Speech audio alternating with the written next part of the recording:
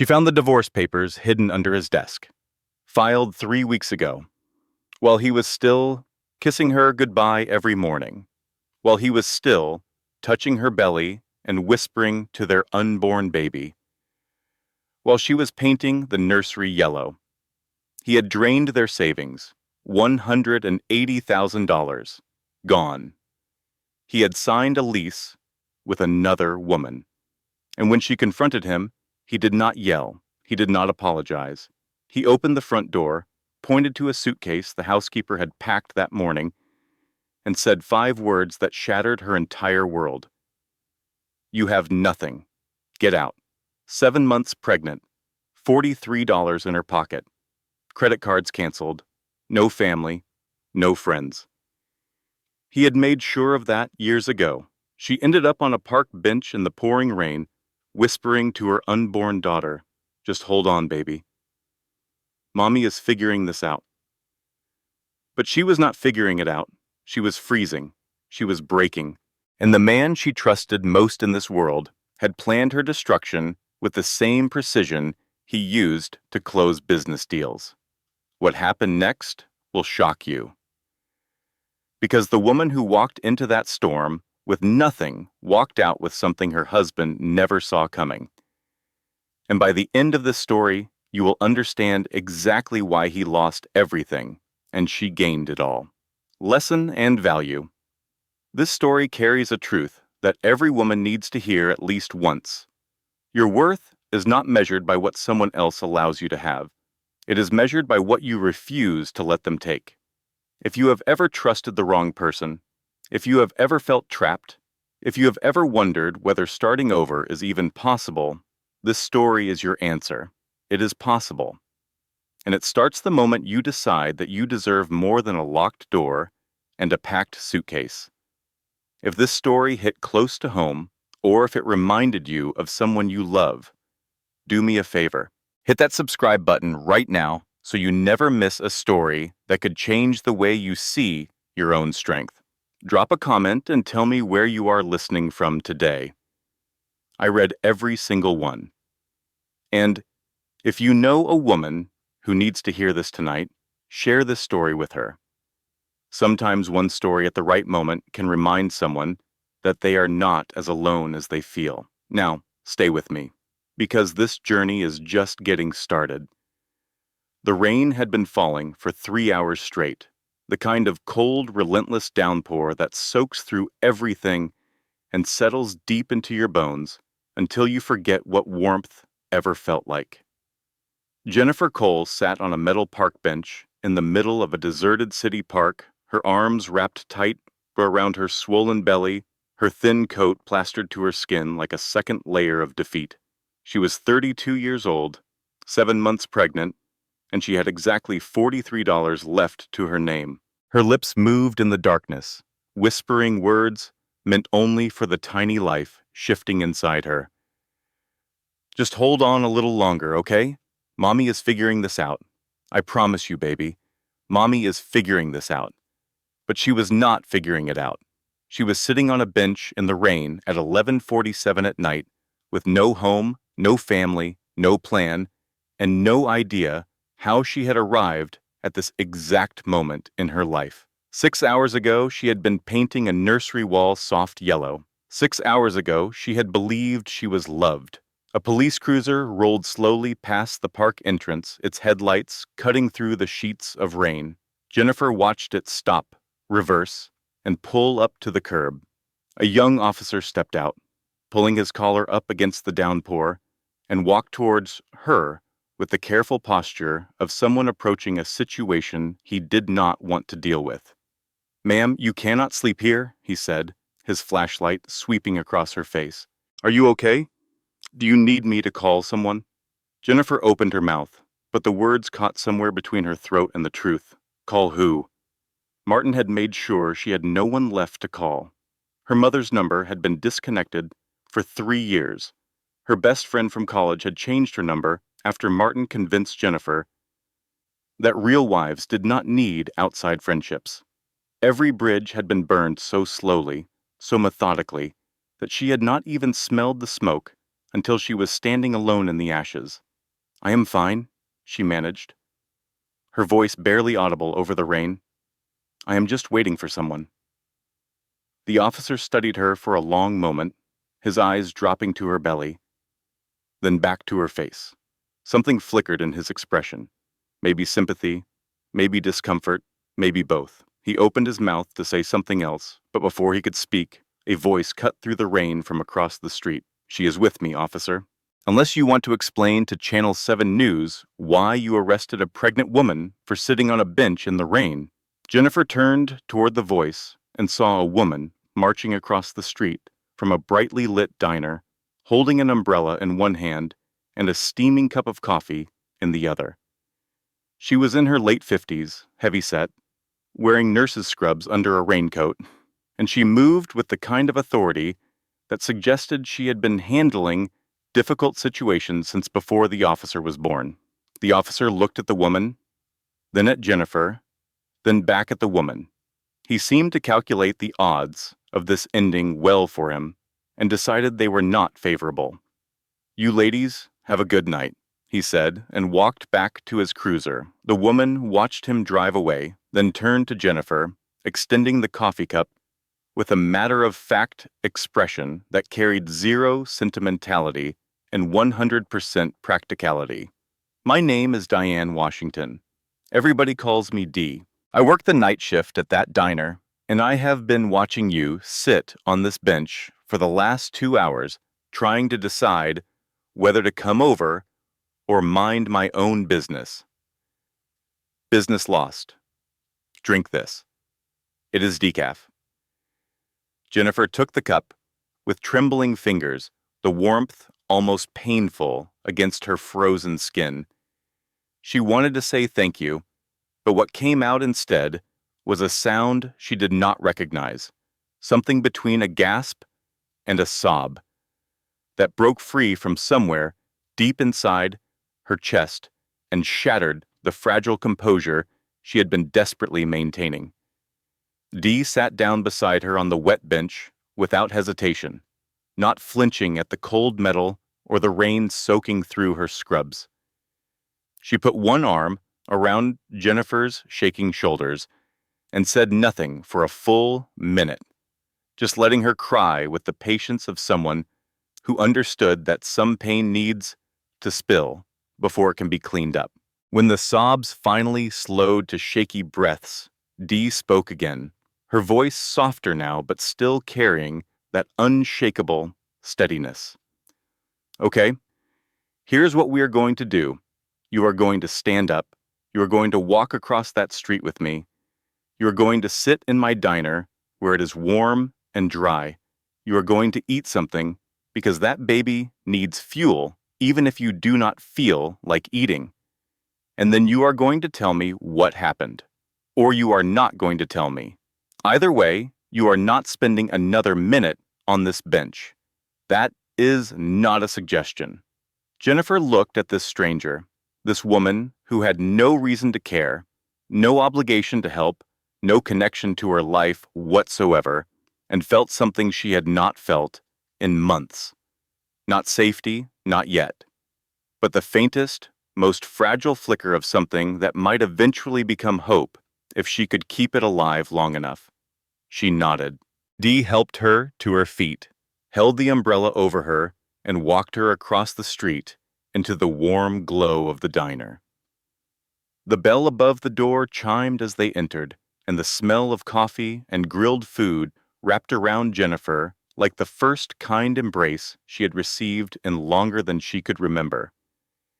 Dee guided her to a booth in the back corner, disappeared for 30 seconds, and returned with a plate of scrambled eggs, toast, and orange juice. She set it down in front of Jennifer and slid into the opposite seat. Eat first, she said firmly. Story later, or no story, but eat. Jennifer picked up the fork, and as the first bite of warm food hit her stomach, she felt the tears start again. Not from sadness this time, but from the almost overwhelming sensation of being treated like a human being by another human being after months of being treated like furniture. Dee watched her eat, her expression unreadable, but her eyes carried a depth of understanding that suggested she knew exactly what this kind of pain felt like.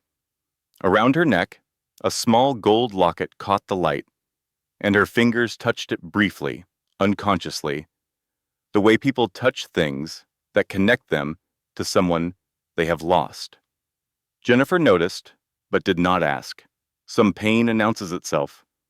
Other pain hides in small gold lockets and brief touches that last barely a second. When the plate was empty, Dee refilled the coffee and leaned back. "Honey," she said, her voice carrying the particular gentleness of someone who has earned the right to be blunt, "I have had 2 ex-husbands. The first one left me for his secretary. The second one left me for his secretary's husband. At least yours had the decency to be predictable about it." Jennifer stared at her for a moment. The word so unexpected, so absurdly honest, that something extraordinary happened. She almost laughed. It was barely there, just a tremor at the corner of her mouth, a tiny crack in the wall of despair. But it was real, and it was the first human moment she had experienced in longer than she could measure. Dee saw it and nodded, satisfied. "Good," she said. "If you can almost laugh, you can survive. Now." What happened? And sitting in that warm booth, in the back of a diner, at midnight, with rain streaming down the windows and a stranger who had already shown her more kindness than her husband had in years, Jennifer Cole went back to the beginning. 6 hours earlier, Jennifer had been standing in the nursery of the house she shared with her husband, Martin Cole, carefully painting a wall the color of soft morning sunshine. The room smelled like fresh paint and possibility, and she had been humming a lullaby she barely remembered from her own childhood, one hand resting on her belly, where the baby kicked in steady rhythms that made her smile every single time. The nursery was her favorite room in the house. She had designed it herself, drawing on the interior design degree she had earned before Martin convinced her that real partnership meant one person earning and one person supporting. She had chosen every color, every piece of furniture, every small detail, with the careful love of a woman preparing a world for someone she had not yet met, but already loved more than anything she had ever known. Martin had been distant for months, but Jennifer had attributed it to stress. He was a commercial real estate developer, and deals went sour sometimes. He worked late. He traveled. He was short-tempered. She made excuses for all of it, because that is what you do when you have invested your entire identity into a marriage, and the alternative is admitting that the foundation you built your life on is made of sand. She had gone to Martin's home office to borrow a roll of painter's tape when she saw the folder. It was sitting on his desk, partially hidden under a stack of contracts, but the corner was visible, and something about it caught her eye. Maybe it was the color of the tab. Maybe it was instinct. Maybe it was the universe finally deciding she had earned the right to know the truth. She pulled it out and opened it. The first document was a set of divorce papers, already filed. The filing date was 3 weeks earlier. 3 weeks. 21 days during which Martin had kissed her goodbye every morning, asked about her doctor's appointments, and placed his hand on her belly while telling her he could not wait to be a father. 21 days of performance, so convincing she never suspected a thing. The second document was a bank statement showing that $180,000 had been transferred out of their joint savings account into an account she had never seen before. Their entire savings. The money they had set aside for the baby, for emergencies, for the future Martin had promised her every night before they fell asleep. The third document was a lease agreement for a luxury apartment downtown. The name on the lease was Vanessa Laurent. Jennifer stood in the doorway of his office, holding the folder with both hands, and felt the world restructure itself around her, like a building collapsing floor by floor. Everything she had believed, Everything she had sacrificed for, everything she had told herself was worth the loneliness and the isolation and the slowly shrinking boundaries of her life.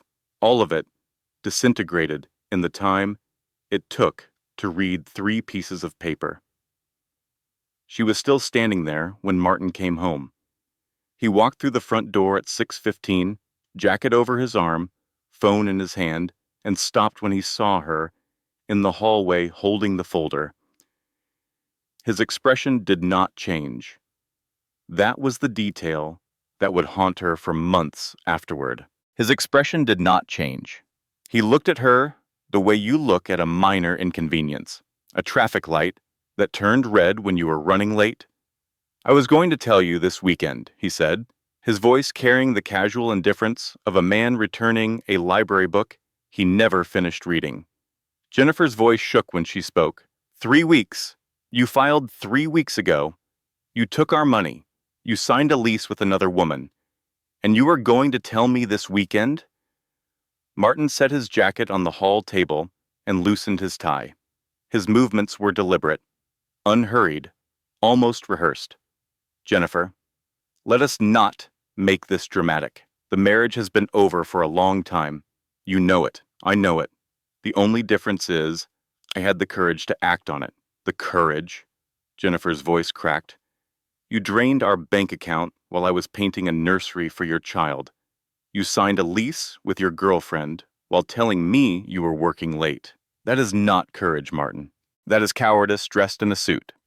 Something shifted in Martin's eyes then, something cold and flat that she had seen glimpses of over the years, but had always explained away.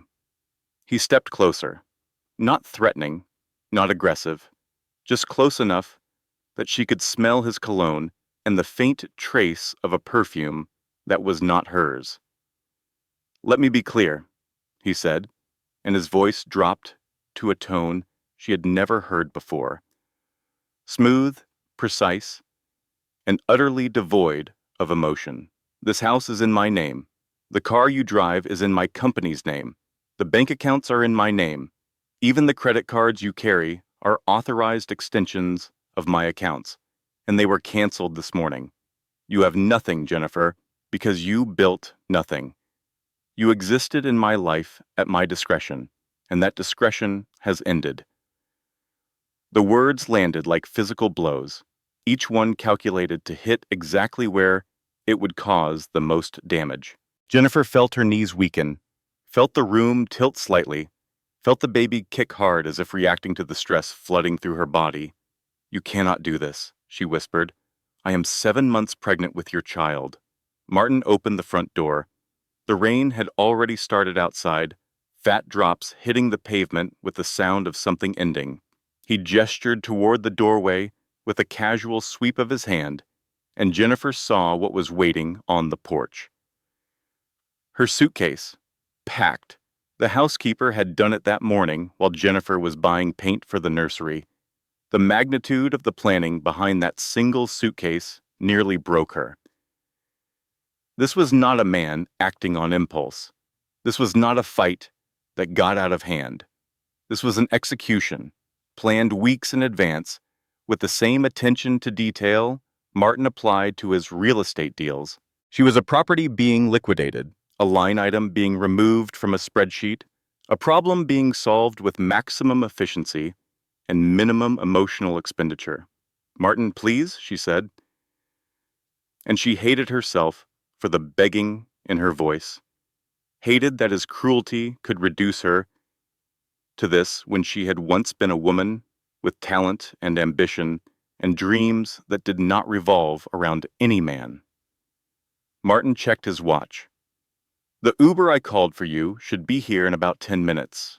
I would suggest you use it.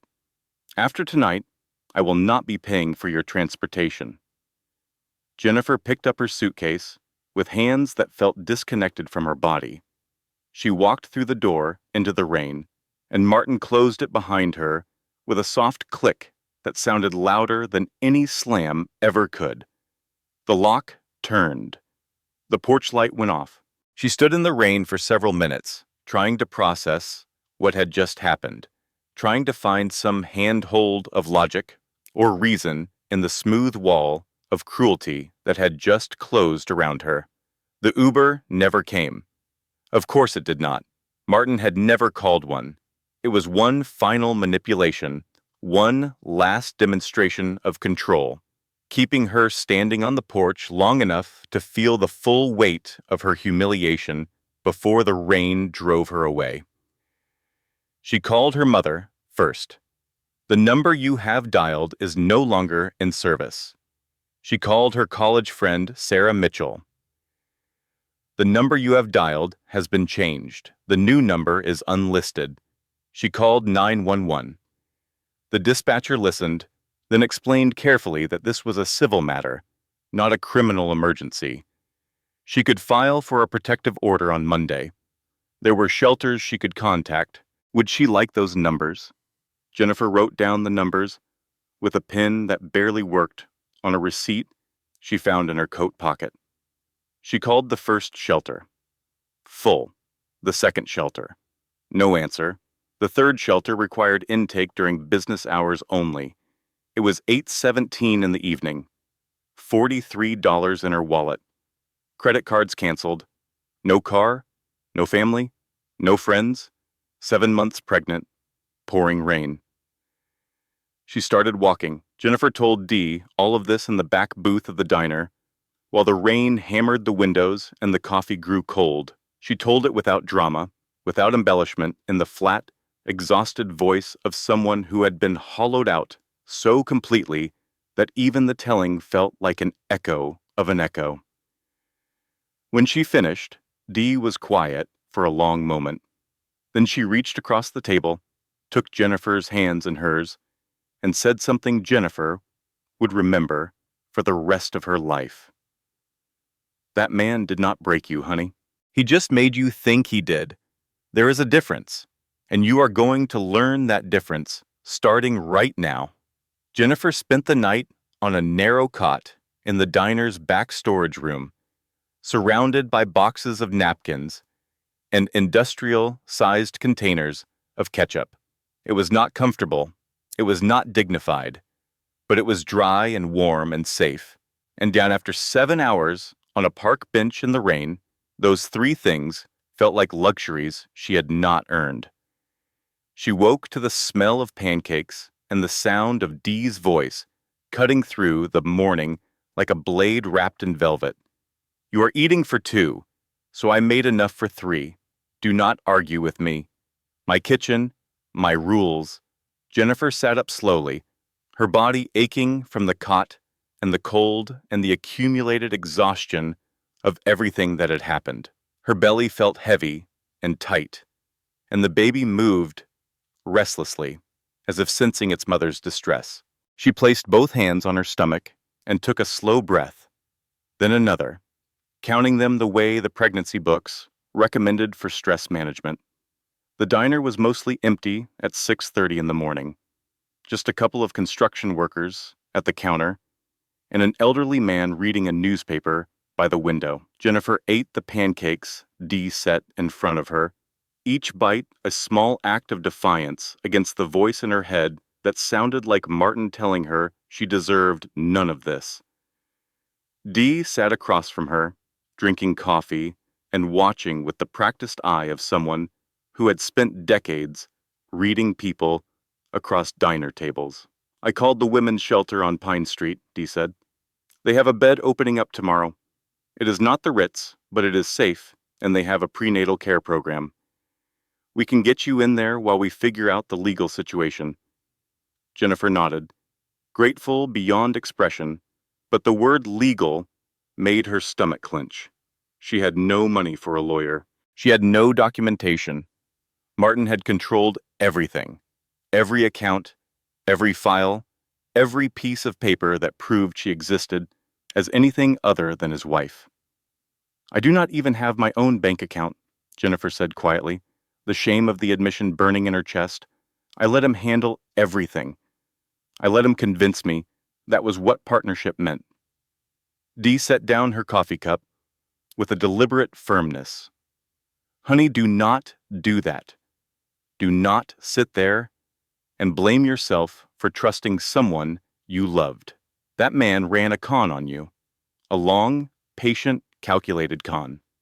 The only thing you did wrong was believe that the person who promised to love you was telling the truth. That is not a character flaw. That is being human. The bell above the diner door chimed at 7:15, and a man walked in who looked like he belonged in a completely different world than the one Jennifer currently occupied. He was tall, early 40s, wearing a simple, dark jacket over a gray sweater, but everything about him communicated a quiet, understated wealth, the kind that does not need to announce itself because it is too busy being competent. He sat at the counter, 2 stools down from the construction workers, and ordered a black coffee without looking at the menu. His phone buzzed constantly, and he answered one call with a clipped tone that Jennifer could partially overhear. "No, Mother, I am not selling Sarah's paintings. That conversation is over. I said that conversation is over. Goodbye." He hung up and stared at his coffee with the expression of a man carrying something heavy that he had not yet figured out how to put down. Dee walked over to him with the easy familiarity of a regular interaction. "Morning, Mark. You look like you fought your alarm clock and lost." The man, Mark, managed a tired half smile. "My mother called at 5:30 to discuss my dead wife's art collection. So yes, the alarm clock was the least of my problems." Dee glanced back toward Jennifer, then leaned on the counter with a casualness that Jennifer would later realize was entirely calculated. "I need a favor," Dee said. "That pregnant girl in my back booth needs a lawyer, a good one, the kind who does not charge $10,000 to file a piece of paper.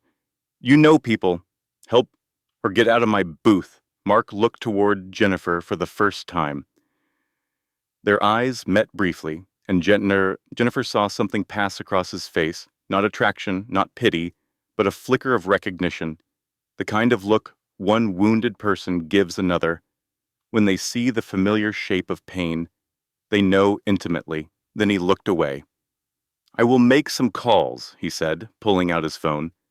"But that is all I can do right now, Dee. I am not in a position to take on anyone else's problems." Dee said nothing, just raised one eyebrow with an eloquence that communicated more than a paragraph of words could have. Mark left 20 minutes later without speaking to Jennifer directly. She watched him walk to a car parked outside, and even through the rain-streaked window, she could tell it cost more than the house she had just been kicked out of. The contrast between his world and hers felt like a physical distance measured in miles of impossibility. Dee came back to the booth and slid a piece of paper across the table.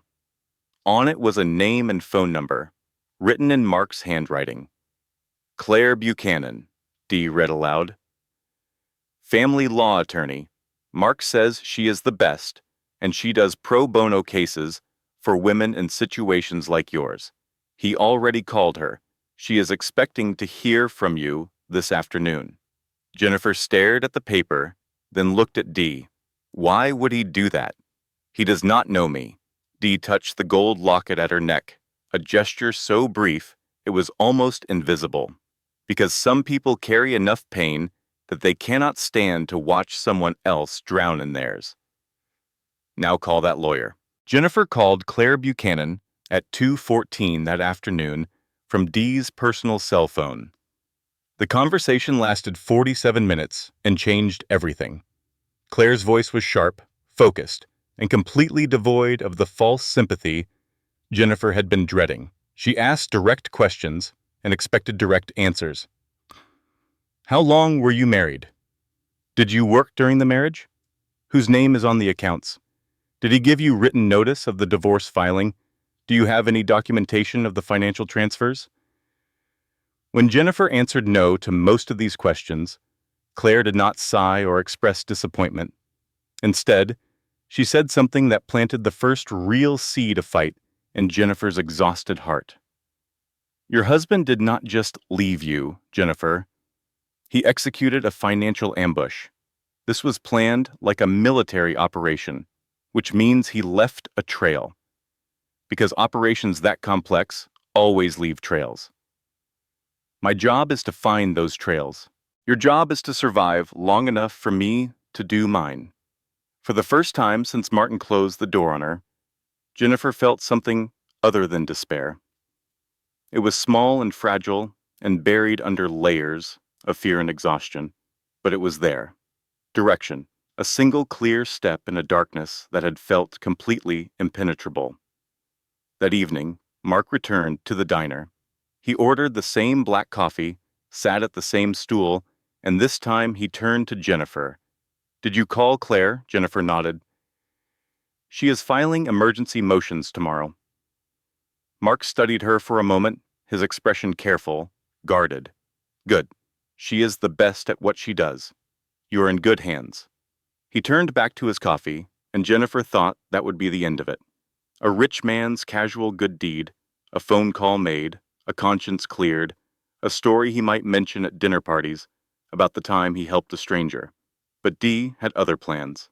She leaned across this counter and looked at Mark with the same no-nonsense expression she had used on the police officer the night before. "She needs a place to stay," Dee said flatly.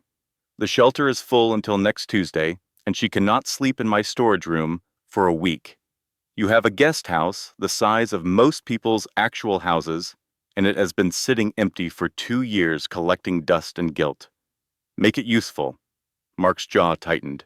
"Dee, that was not a question, Mark."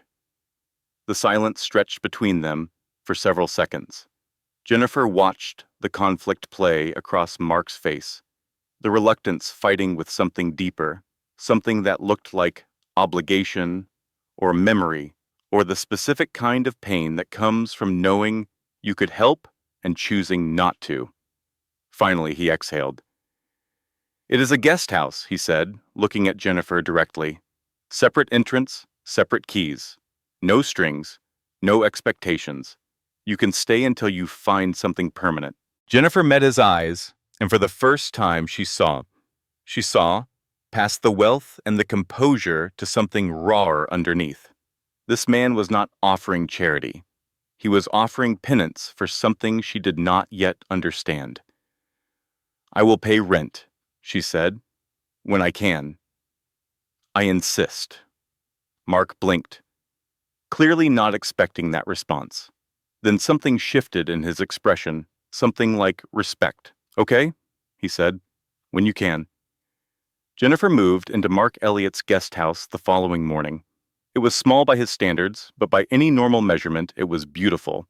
A 2-bedroom cottage with clean white walls, a kitchen stocked with basics, and windows that looked out onto a garden that someone had once loved and then abandoned to grow wild.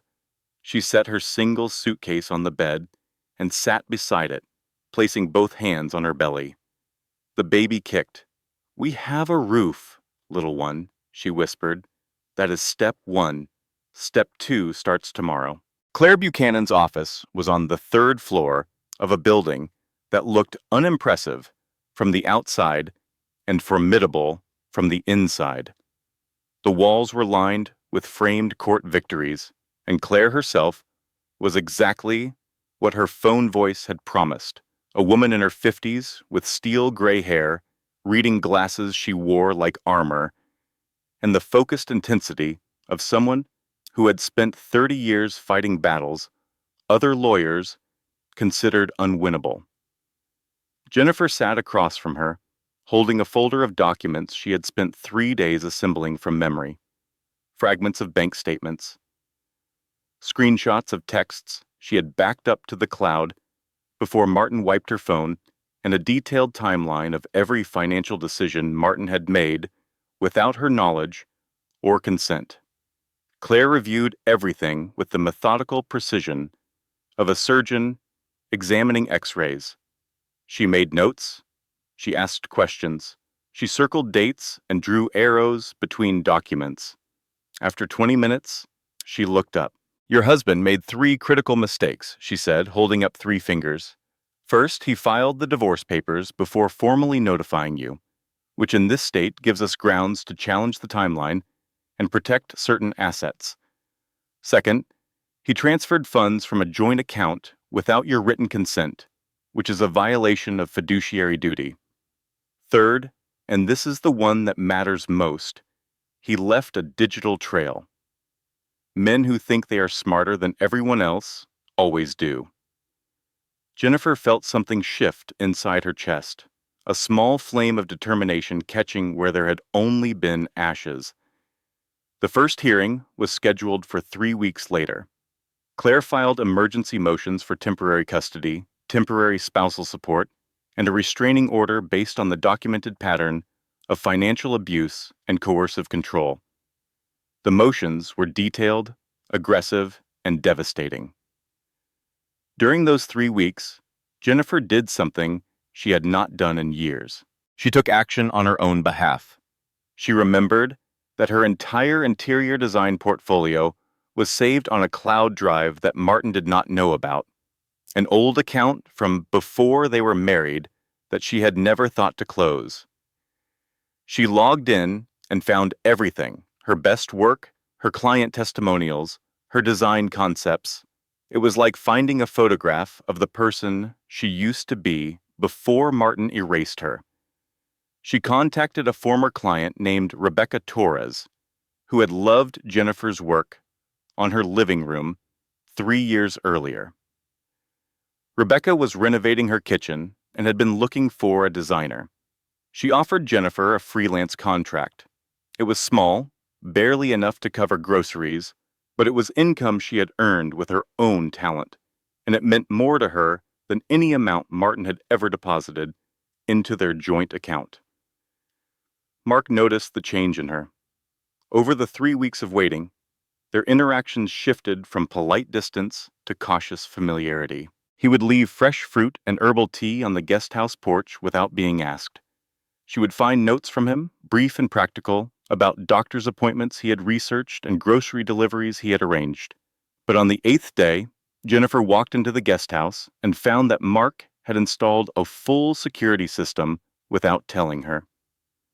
Cameras at every entrance, motion sensors on the windows, a control panel by the door with a code she had not been given. She found Mark in his study and stood in the doorway until he looked up. "Take it down," she said, and her voice was steady in a way that surprised both of them. Mark frowned. "Jennifer, Martin is unpredictable. The security is for your protection. I was going to tell you about it. You were going to tell me about it after you decided what I needed without asking me." She took a step closer, and the words came from a place she had not accessed in years. "I just left a man who controlled every aspect of my life, who decided what I ate, who I talked to, how I spent my time, and where I was allowed to exist. If you want to help me, then help me. But do not decide what I need without asking me, ever. Do you understand the difference?" The room went quiet. Mark stared at her, and she watched something move behind his eyes, the recognition that he had crossed a line he had not seen, the understanding that his instinct to protect had collided with her need to choose. "You are right," he said, and his voice carried genuine remorse. "I am sorry. I will have it removed today, and we can discuss what security measures you would like to have in place. Together." Jennifer nodded. "The system stays, but next time, you ask first." That exchange changed everything between them. Mark stopped treating her like someone to be saved and started treating her like someone to be respected.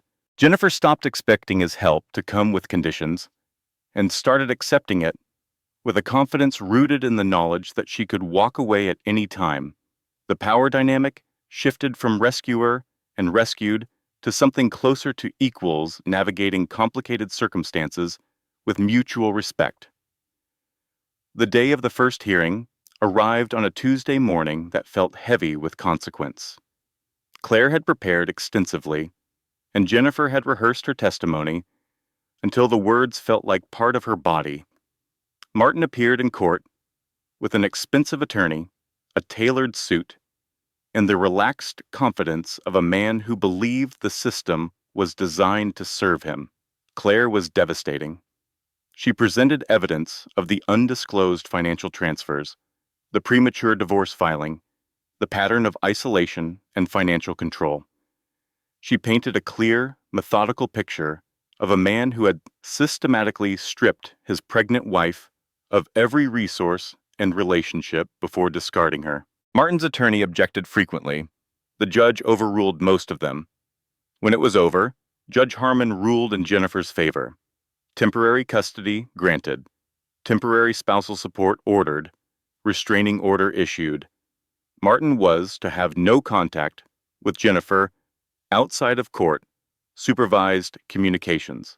Jennifer walked out of the courthouse and sat on a bench in the sun, letting the warmth hit her face while Claire explained the next steps. Dee had taken the morning off from the diner and was waiting in the parking lot with a homemade cake that said, "Survived in blue frosting," because, as Dee explained, "I do not believe in counting chickens, but I absolutely believe in cake." Mark was there too, standing a respectful distance away. But Jennifer could see the relief in his posture, the slight loosening of shoulders that had been tense for weeks. That night, Jennifer slept deeply for the first time since Martin threw her out. She dreamed of the nursery she had been painting, the soft yellow walls, and the baby kicking to the rhythm of a lullaby she was finally beginning to remember. She woke at 6 in the morning, feeling something she had almost forgotten how to identify. Hope. Real, solid, grounded hope. Then the doorbell rang. A process server stood on the porch, holding a thick envelope with Jennifer's name printed in bold type. She signed for it with steady hands, opened it in the kitchen, and felt the hope drain from her body like water from a cracked vessel. Martin's attorney had filed an emergency appeal. The documents claimed that Jennifer was cohabitating with a wealthy man and therefore did not require spousal support. Attached were surveillance photographs of Jennifer entering Mark's guest house, taken at angles carefully chosen to make it look like she was entering his main residence. The timestamps showed late evenings. The framing suggested romance. The appeal also contained an affidavit from a private investigator Martin had hired, stating that Jennifer appeared to be living in luxury accommodation and had no genuine need for financial assistance from her estranged husband. Jennifer sat at the kitchen table and stared at the photographs for a long time. Each one was a lie, constructed from a fragment of truth, the most dangerous kind of weapon a man like Martin could wield. She picked up her phone and called Claire. "He is not done," she said, "and neither am I." Martin Cole did not fight like a man who wanted to win a divorce. He fought like a man who wanted to destroy everything in his path, a scorched earth campaign designed not just to defeat Jennifer, but to eliminate every support system, every resource, and every shred of dignity she had managed to rebuild. The attacks came on 3 fronts simultaneously, and they were orchestrated with the precision of someone who had spent his career closing deals by identifying and exploiting every weakness in his opponent's position. The first front was professional. Rebecca Torres called Jennifer on a Thursday morning, her voice strained with obvious discomfort. "Jennifer, I am so sorry, but I have to cancel the project. I received a cease and desist letter yesterday from Cole Properties claiming that the design concepts you proposed to me are proprietary intellectual property belonging to Martin's company. My lawyer says I cannot risk the liability." Jennifer's chest tightened. The designs were entirely her own, created years before she ever met Martin. But proving that required time, money, and legal resources she did not have, and Martin knew it. The second front was personal. A social worker from Child Protective Services appeared at the guest house 48 hours later, clipboard in hand, professional smile fixed in place. We received an anonymous tip regarding the living conditions of a pregnant woman at this address. This is a routine welfare check, ma'am. May I come in? Jennifer let her in because she had nothing to hide, but the violation of it, the knowledge that Martin had weaponized a system designed to protect children in order to harass their mother, made her hands shake with a fury she had to physically suppress. The social worker looked at the clean, well-maintained guest house, noted the stocked kitchen, the prepared nursery, and the obvious care Jennifer had put into her living space. She left after an hour, marking the visit as satisfactory, but the damage was done. The investigation would remain open as a note in the file, a piece of ammunition Martin could reference later to build a pattern of instability. The third front was the one that nearly shattered everything. An anonymous package arrived at the home of Eleanor Elliott, Mark's mother. Inside were fabricated documents claiming that Jennifer had been fired from her previous design firm for embezzlement. Included was a forged termination letter, fake financial records, and a typed note that read simply, "Ask your son who he is really protecting." Eleanor Ray Elliott was old money Boston, the kind of woman who measured character in generations and considered scandal a hereditary disease. She called Mark immediately. "I need you to listen to me carefully," she said, her voice carrying the particular frost of a mother who believes she is saving her child from himself. "That woman is using you, Mark. She is exploiting your guilt over Sarah to extract money and shelter from you, and now I have evidence that she is a convicted thief. You are repeating your pattern. You could not save Sarah, and now you are trying to save this woman to make yourself feel better." Mark's response was sharp. "Those documents are fake, Mother. Martin Cole is trying to destroy her, and you are helping him." But Eleanor's words burrowed under his skin in the days that followed, not because he believed them, but because they touched the one wound he had never been able to close. Sarah, his late wife, the woman who had died in a car accident 2 years ago while driving away from him after a terrible fight. The guilt he carried from that night was the foundation on which his entire relationship with Jennifer was built, and Eleanor had identified it with the surgical precision that only mothers possess. Mark began to pull away, not dramatically, not cruelly, but in the small ways that mattered. He stopped leaving notes on the porch. He canceled a doctor's appointment he had scheduled for Jennifer without explanation. He was cordial once they spoke, but the warmth had been replaced by something careful, something guarded. Jennifer noticed immediately. The withdrawal felt like a familiar coldness, and it triggered every instinct Martin's abuse had wired into her nervous system. Then came the DNA motion. Martin's attorney filed a petition demanding a paternity test, claiming that Martin had reason to believe the child was not biologically his. The motion was accompanied by a sworn statement from Martin asserting that Jennifer had been unfaithful during their marriage. It was a lie. Jennifer knew it was a lie. Martin knew it was a lie. But the legal process required the claim to be addressed, which meant delays, which meant more hearings, which meant more time during which Martin could continue his campaign of destruction while Jennifer waited for the system to catch up with the truth. Claire Buchanan was furious. "This is a delay tactic, pure and simple," she told Jennifer. "He does not believe this baby is not his. He is trying to drain your emotional resources and stretch the legal timeline until you break." Jennifer sat in Claire's office and felt the walls closing in. Her freelance work had been destroyed. CPS had been called. Mark was pulling away. Her character was being assassinated with forged documents. And now the very identity of her child was being questioned as a strategic, legal maneuver. She went back to the guest house that evening and sat at the kitchen table in silence. $12 in her bank account. No income. No family. The one friend she had made, Dee, was working double shifts and could not be burdened further. The one man who had helped her was retreating behind walls of guilt she did not fully understand.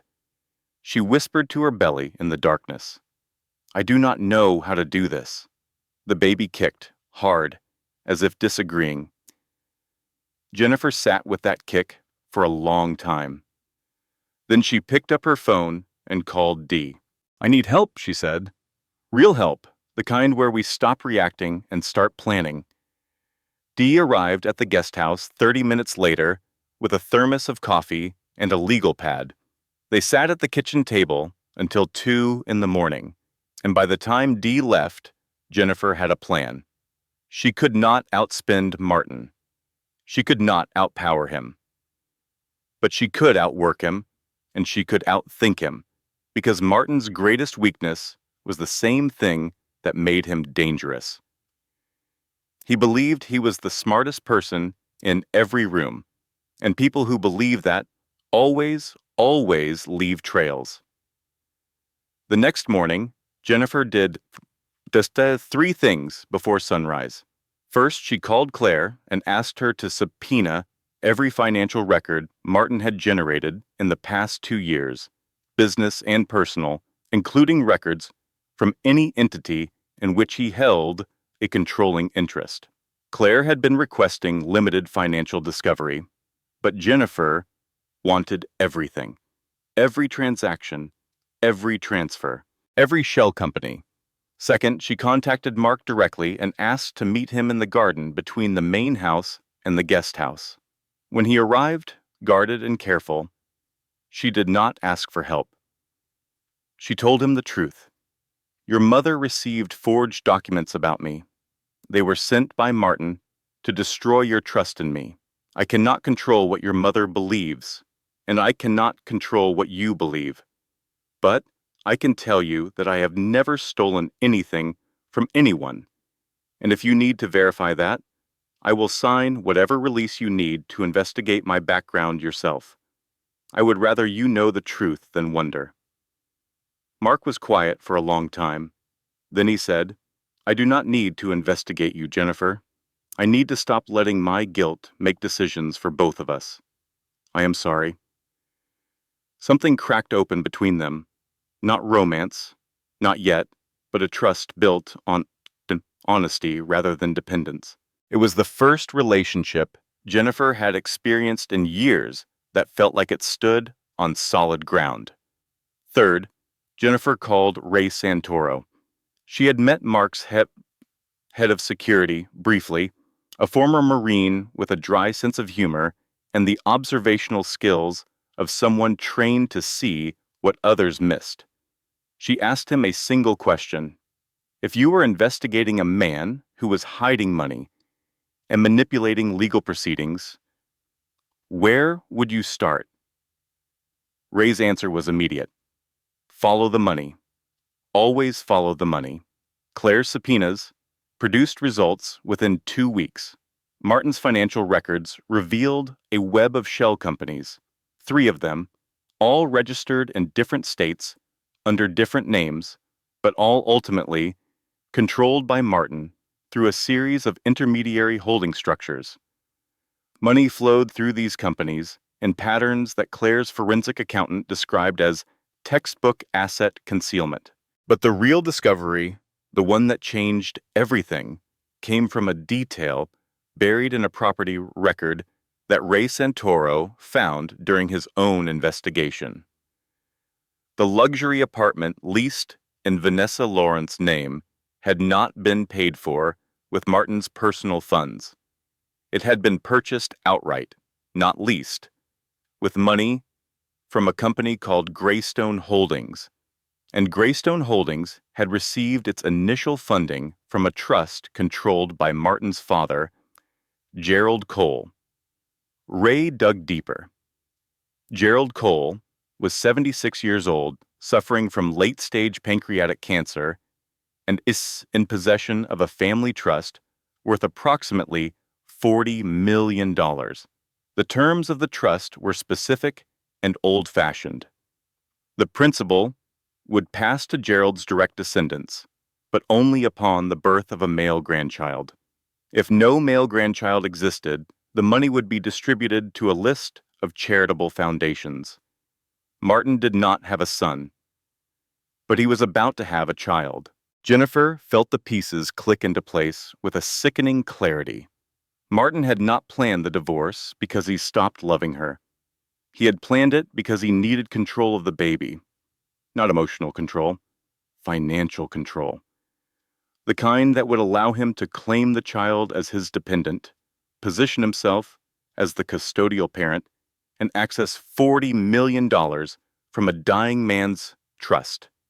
"He got me pregnant on purpose," Jennifer said, and the words tasted like poison.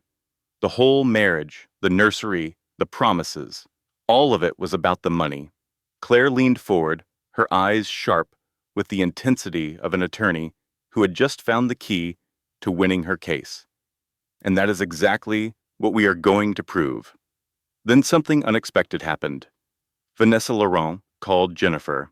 The conversation lasted 45 minutes and upended everything Jennifer had assumed about the other woman. Vanessa's voice was shaky, raw, stripped of the sophistication Jennifer had imagined. "He told me you were dead," Vanessa said.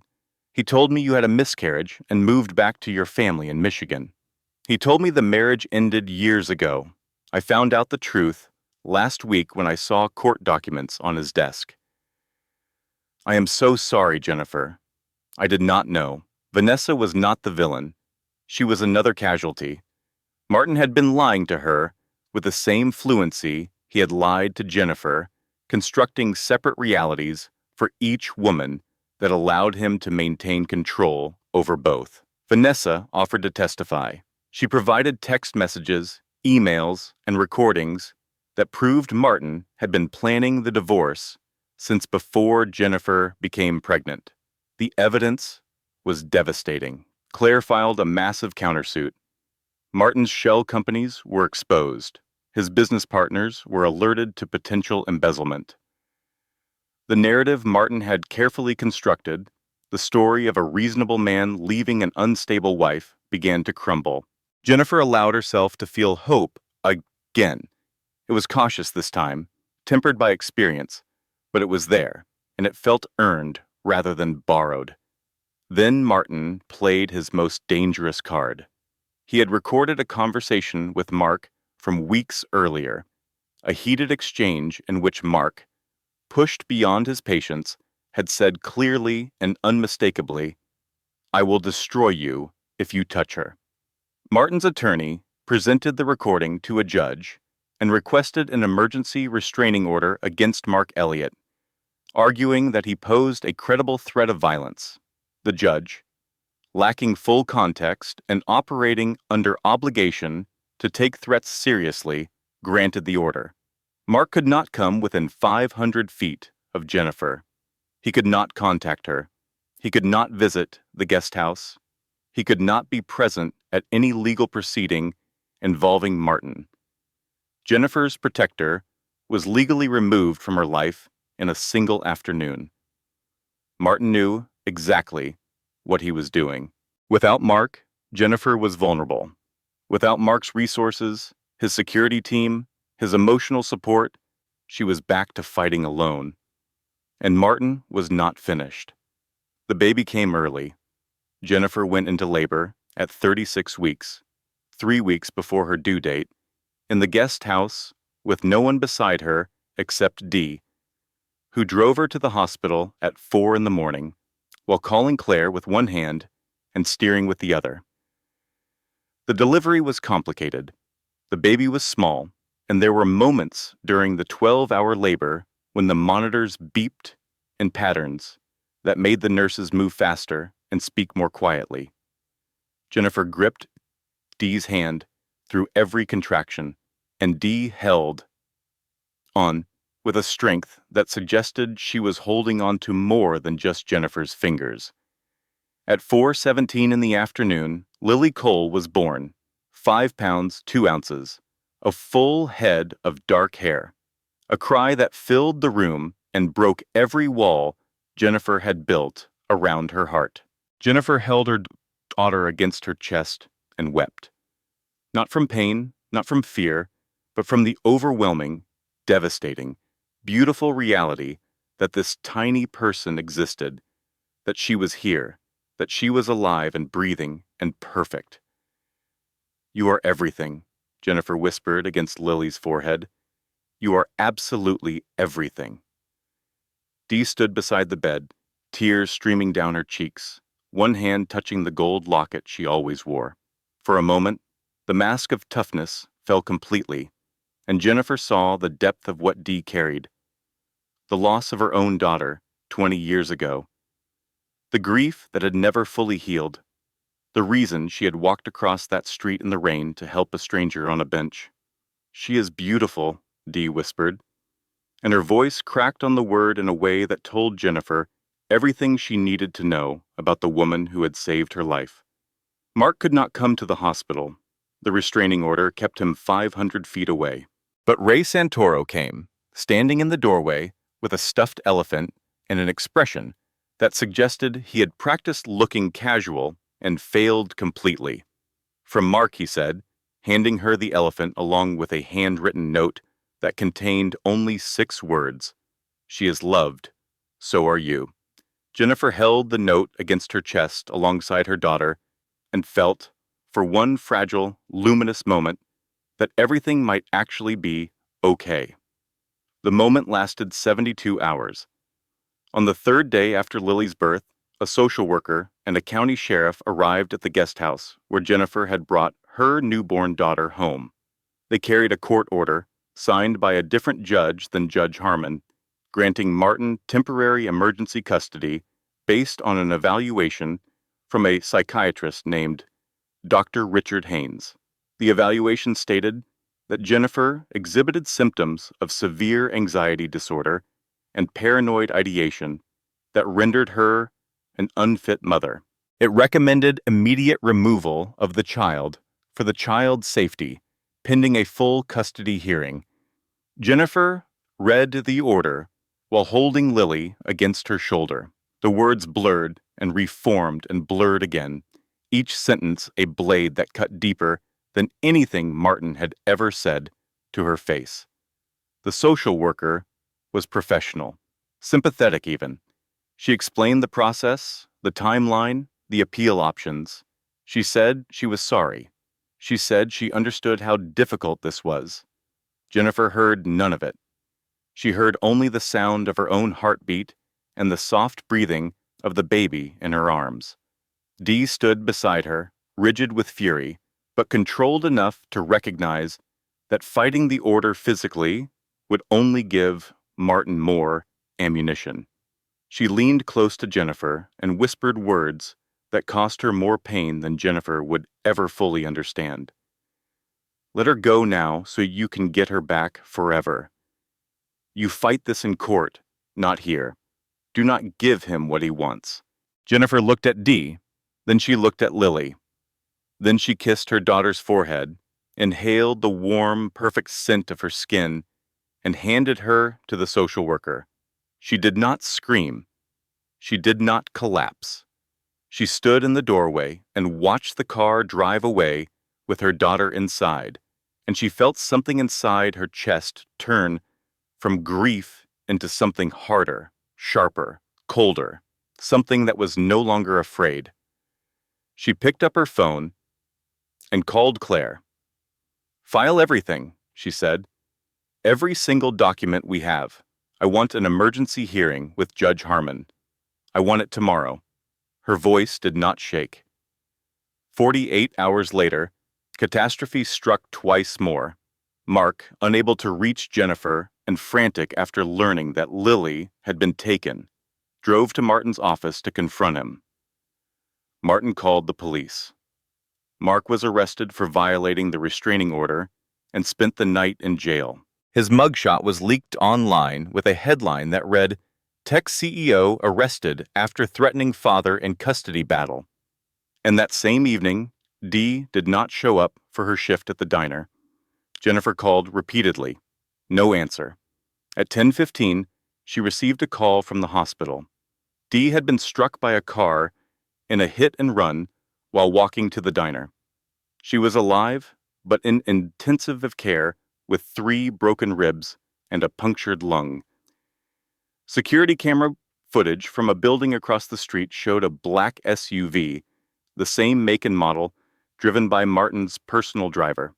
Jennifer sat in the guest house alone, baby taken, Mark in jail, Dee in ICU.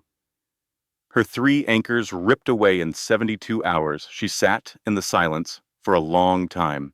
Then she opened her laptop, pulled up every document Claire had ever sent her, and began to organize them with the same careful precision she had once used to design rooms. Systematically, methodically, every piece of evidence in its proper place, every timeline verified, every contradiction highlighted. She worked until 4 in the morning. Then she showered, dressed, and drove herself to Claire's office for the first time without anyone beside her. "I am ready," she said when Claire opened the door. Claire looked at her for a long moment, seeing something in Jennifer's face that had not been there before. Not desperation, not fear, certainty. The courthouse on the morning of the emergency hearing felt different than it had during the first proceeding. The air was heavier, charged with the accumulated weight of months of cruelty, manipulation, and the specific kind of evil that hides behind tailored suits and legal procedure. Jennifer arrived early, wearing a simple navy dress that Dee had helped her choose before the accident, during one of those evenings when they had talked about what victory might look like and how to dress for it. Her hair was pulled back, her hands were steady. She carried a folder of documents organized with the precision of someone who had spent 3 days preparing for the most important fight of her life. Claire met her at the entrance, reviewing notes with the focused energy of an attorney who knew she held winning cards and intended to play every single one of them. Mark had been released from jail the previous day after Claire filed a motion demonstrating that the restraining order had been obtained through fraudulent misrepresentation of context. He was in the gallery, cleaned up but visibly drained, sitting beside his mother Eleanor, who had arrived from Boston the previous evening. Eleanor Elliott had made phone calls. Quiet, discreet, devastatingly effective phone calls. The kind of calls that old money families make when they decide to stop watching from the sidelines. She had spoken to Judge Harmon's clerk, not to influence the ruling, but to ensure that the case was properly assigned and that the previous judge, the one who had granted Martin's emergency custody order, was reviewed for conflicts of interest. It turned out that the previous judge had received campaign contributions from a PAC funded primarily by commercial real estate developers, including Martin Cole. Martin arrived at the courthouse with his attorney, a man whose hourly rate exceeded what Jennifer had earned in a month during her brief freelance career. Martin was dressed impeccably, his posture radiating the confidence of a man who had never been told no in a way that stuck. He glanced at Jennifer as he walked past her and smiled, the thin, patronizing smile of someone who considered the outcome predetermined. He did not know what was coming. Claire's opening statement was precise and devastating. She laid out the full scope of Martin's campaign in chronological order, beginning with the premeditated divorce filing, moving through the financial manipulation, the isolation, the surveillance, the CPS weaponization, the forged documents, and the fraudulent psychiatric evaluation. Then she called her first witness. Vanessa Laurent took the stand looking like a woman who had recently dismantled every lie she had ever believed. She testified clearly and without hesitation.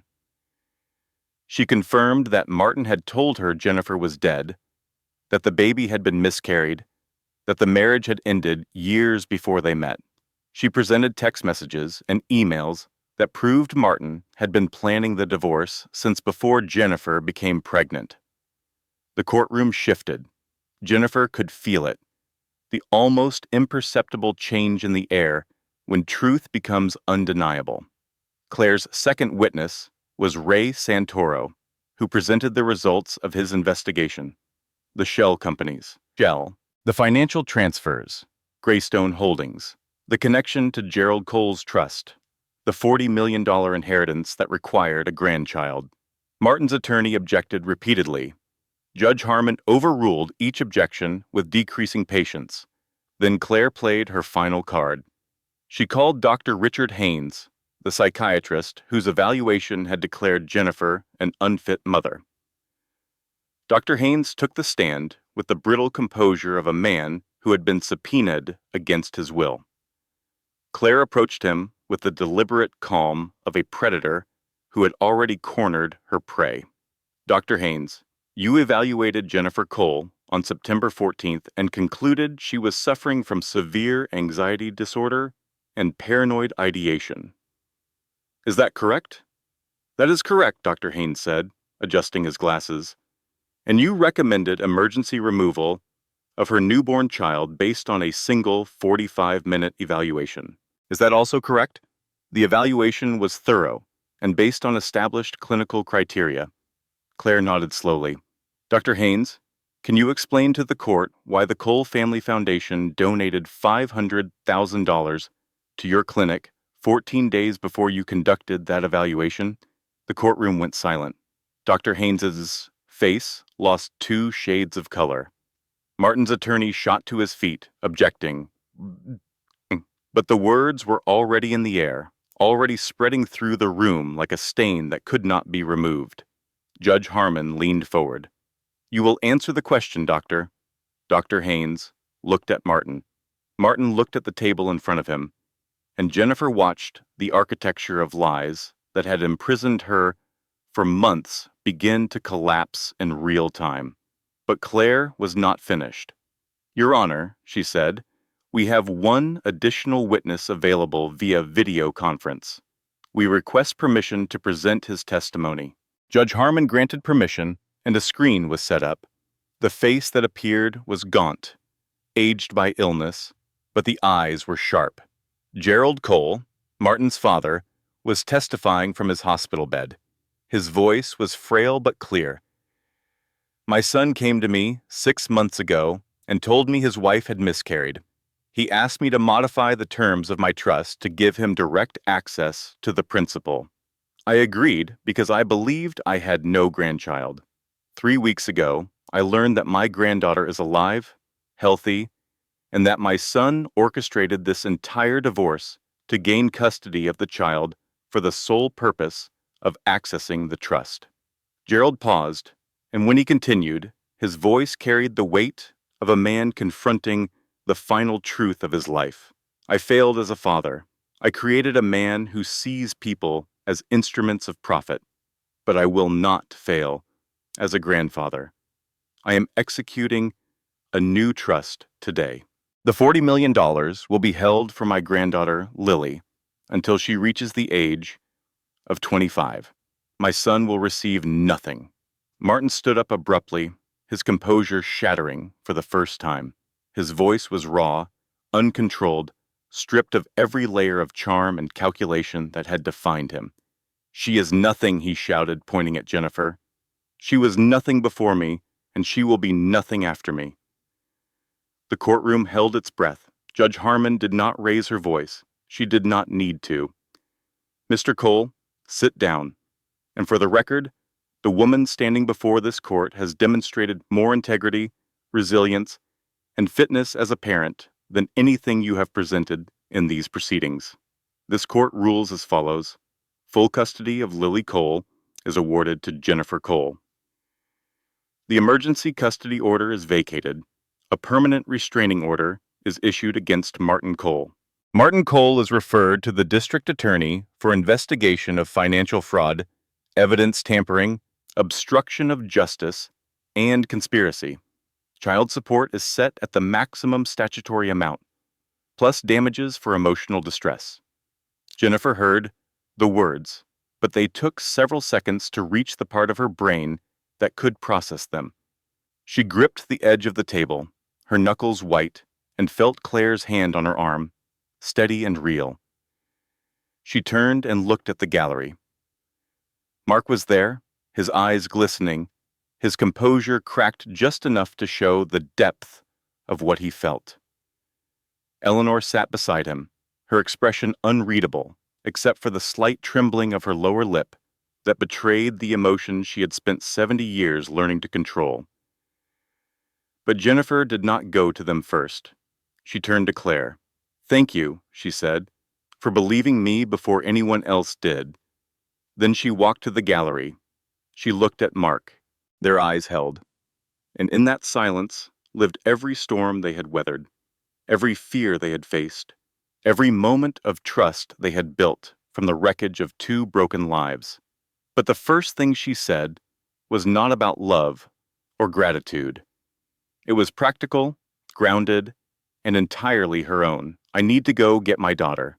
The drive to the foster care facility where Lily had been placed took 37 minutes. Jennifer drove herself. Claire sat in the passenger seat handling phone calls. Mark followed in a separate car, maintaining the legal distance until the restraining order against him was formally dissolved, which Claire had already filed paperwork to expedite. Jennifer parked, walked through the facility doors, signed the release papers, and was led to a small room where a foster mother was holding Lily in a rocking chair. The foster mother stood when Jennifer entered, and her expression carried the gentle understanding of someone who had returned children to their mothers before and knew the weight of the moment. Lily was asleep. Her dark hair had grown slightly in the 4 days since Jennifer had last held her. Her tiny fist was curled against her cheek, and she was making the soft, rhythmic breathing sounds that Jennifer had memorized in the 48 hours they had shared before she was taken. Jennifer reached out and took her daughter. The transfer was gentle, careful, and when Lily settled against Jennifer's chest, she made a small sound. Not a cry, not quite a sigh, but something in between that sounded like recognition. Jennifer held her and stood very still for a long time. She did not cry. She had expected to cry, had braced for the collapse, but what she felt instead was something quieter and more powerful than tears. It was completeness, the sensation of a fracture being set, a circuit being closed, a story returning to the only truth that had ever mattered. "Hi, baby girl," she whispered against Lily's hair. "Mommy is here. Mommy is not going anywhere ever again." They drove home in the late afternoon light, Lily secured in a car seat that Dee had bought and installed weeks before the birth, with the meticulous care of a woman who understood that preparation was its own form of love. Jennifer sat in the back seat beside her daughter, one hand resting on Lily's chest, feeling the tiny heartbeat against her palm. The guest house was exactly as she had left it, but it felt different now. The rooms that had been a refuge were becoming a home. The nursery she had prepared with borrowed furniture and second-hand blankets was warm and ready. And when Jennifer laid Lily in the crib for the first time, she stood over her and watched her breathe with the fierce, protective attention of a woman who would never again allow anyone to take what was hers. Dee came home from the hospital 5 days after the hearing. She was in a wheelchair temporarily, her ribs still healing, her lungs still recovering, but her spirit was entirely intact. Ray Santoro drove her to the guest house, and when Jennifer opened the door holding Lily, Dee's face underwent a transformation that compressed 20 years of grief and hope and loss into a single expression. "Did we win?" Dee asked, her voice rough from the hospital but carrying every ounce of its usual force. "Because if we did not, I am getting out of this chair and handling it myself." Jennifer knelt beside the wheelchair and placed Lily in Dee's arms. Dee held the baby with a tenderness that seemed impossible from a woman built of such visible toughness. And for the first time since Jennifer had known her, Dee opened the gold locket around her neck and showed Jennifer the photograph inside.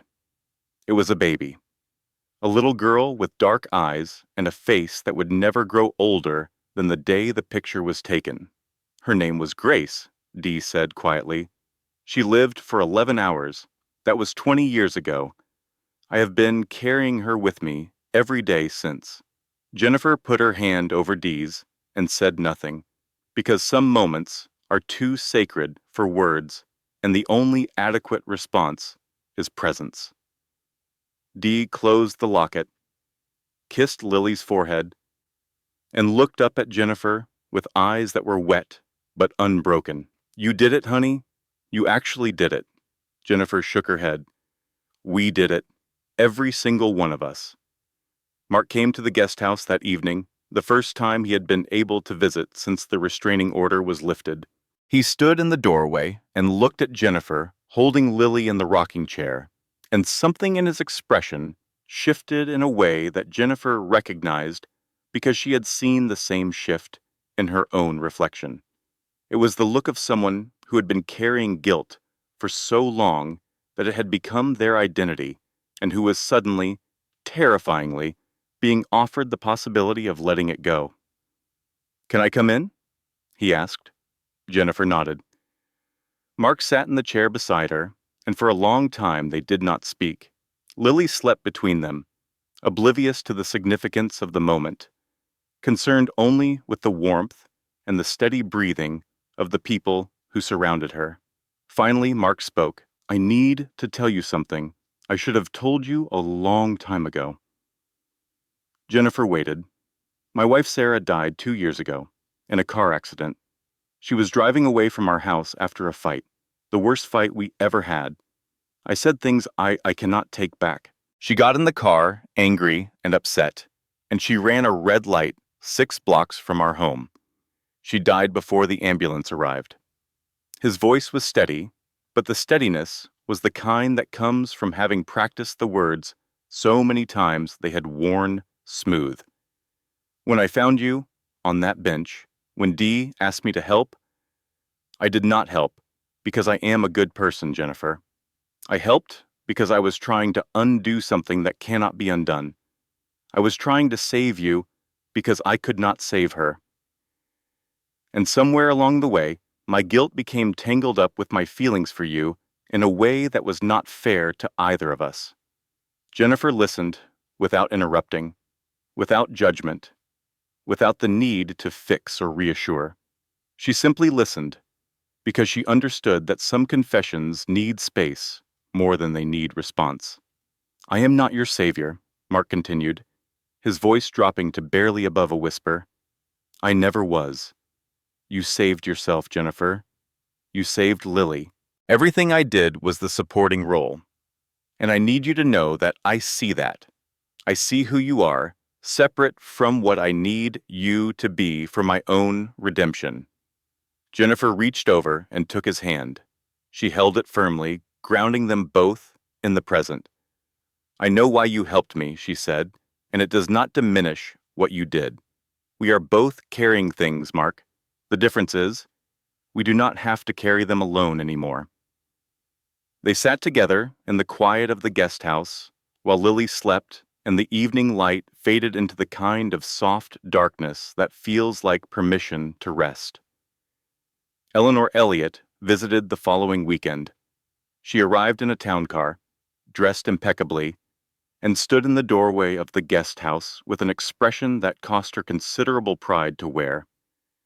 She looked at Jennifer, then at Lily, then back at Jennifer. "I was wrong about you," she said, and the words came out stiff but sincere in the way that deeply private people express remorse. "I spent my entire life in a family where strength meant controlling others. You showed me it means standing up when everything is trying to push you down. I owe you an apology, and I do not say that lightly." Jennifer invited her in. Eleanor held Lily with the careful awkwardness of a woman who had not held a baby in 40 years, but who remembered, somewhere beneath the layers of protocol, what it felt like to love something small and vulnerable. "She looks like Mark when he was born," Eleanor said softly, and Jennifer understood that this was Eleanor's way of claiming Lily as family. The morning light in the renovated women's shelter on Cedar Street carried a particular quality that Jennifer had come to associate with new beginnings. It was warm, steady, and unapologetic, the kind of light that filled rooms and left no shadows to hide in. Jennifer stood in the main common area, a space she had redesigned from a cramped, institutional waiting room into something that felt like the living room of a home that loved whoever walked through its door. Soft colors on the walls, comfortable furniture arranged in clusters that encouraged conversation. A children's play area visible from every seat so that mothers could watch their kids while talking to counselors. A small kitchen where residents could cook their own meals if they wanted to, because Jennifer understood that the ability to feed yourself and your children was not a small thing. It was dignity. The shelter redesign was her first major project since restarting her interior design business. She had done it pro bono, and it had taken 3 months of work that she fit between caring for Lily, attending therapy twice a week, and slowly, deliberately, building a life that belonged entirely to her. Claire Buchanan had referred 4 new clients to her in the past 2 months, all women rebuilding their lives after divorces, all needing homes redesigned to reflect who they were becoming rather than who they had been forced to be. Jennifer understood this need on a level that no design school could teach, and her work carried an empathy and intentionality that her clients felt immediately. Dee had returned to the diner, but her role had expanded. The owner, impressed by the way Dee had managed the night shifts for years while he focused on his other locations, had offered her a co-management position. Dee had accepted with the condition that the diner maintain its unofficial policy of feeding anyone who walked in hungry, regardless of ability to pay. The owner agreed. The policy was never written down. It did not need to be. Dee's ribs had healed. The hit-and-run investigation, boosted by the security camera footage Ray had obtained, led to the arrest of Martin's personal driver, who cooperated with prosecutors in exchange for reduced charges. His testimony added another layer to the case. Building against Martin. Martin Cole was awaiting trial on 7 charges, including financial fraud, evidence tampering, obstruction of justice, conspiracy to commit assault, and witness intimidation. His assets were frozen. His real estate business had collapsed after his partners, alerted to the embezzlement by Claire's countersuit, had filed their own lawsuits and dissolved the partnership. The apartment leased in Vanessa's name had been seized as part of the asset freeze. Gerald Cole had passed away 6 weeks after the hearing. His revised trust was ironclad, drafted by attorneys who specialized in exactly this kind of protective structure.